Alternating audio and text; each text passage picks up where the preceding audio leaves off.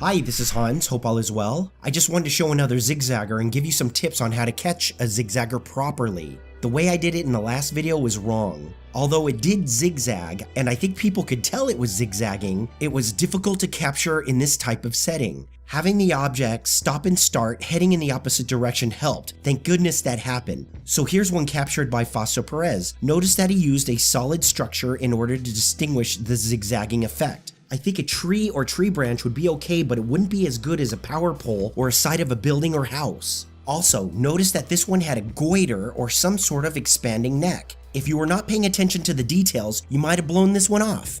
Here it is again with the light pole stabilized. This may be subtle for some, but it's moving from side to side as it moves from right to left. When you're not paying attention, something like this can go right by you. Like I said before, when we call, we ask them to come to our location and give us a sign that they are here. When they do something like this, it's almost like they're speaking to us. So you have to ask the question, are you listening? Don't deny what you see. I want to show you another couple of crazy things that we saw on this day captured by Fausto and Yasmin. Yasmin is another amazing UFO communicator. Some of the things that I've seen her capture are incredible. So I'm still trying to figure out what this one is. It doesn't look like a balloon, it has no tether. It's not shaped like any sort of balloon. It looks like some sort of blob. So they're videotaping this and a flyby shoots by. Again, are you listening? Don't deny what you see.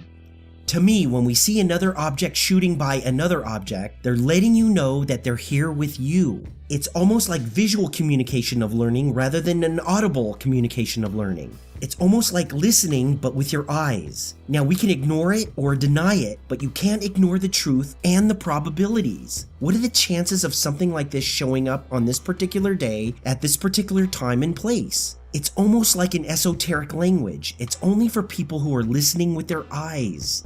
And isn't this exactly what we ask for when we see UFOs? I remember always saying that I won't believe it until I see it with my own eyes. For those who are cynical or extremely skeptical, you gotta come to one of our UFO sighting events. These flybys are not man-made drones. Personally, I say open your eyes and listen because they're trying to tell us something. So again, I'll show you one of my favorites that was captured around the same time as the others. I captured this one with my Panasonic V520 over in Sylmar, California.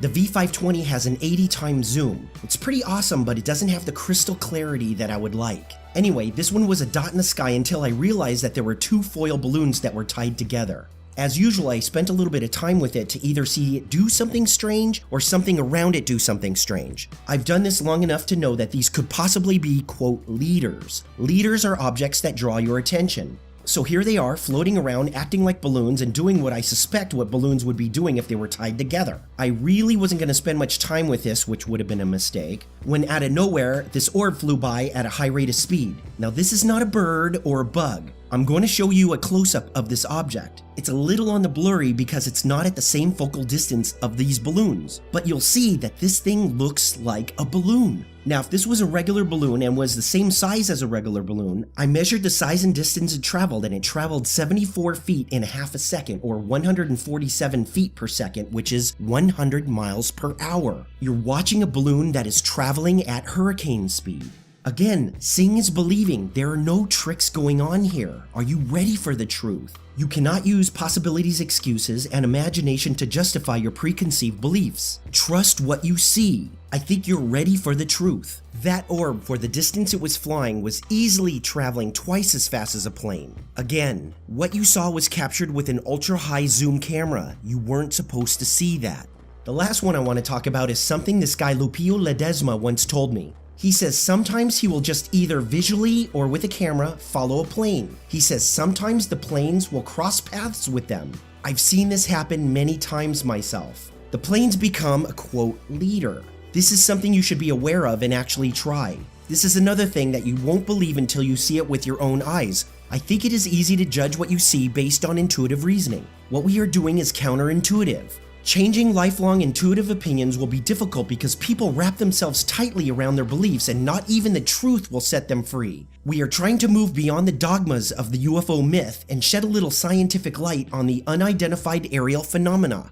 Thank you for watching this video. Please join LA UFO Channel on meetup.com as we do field research together. I'll see you next time.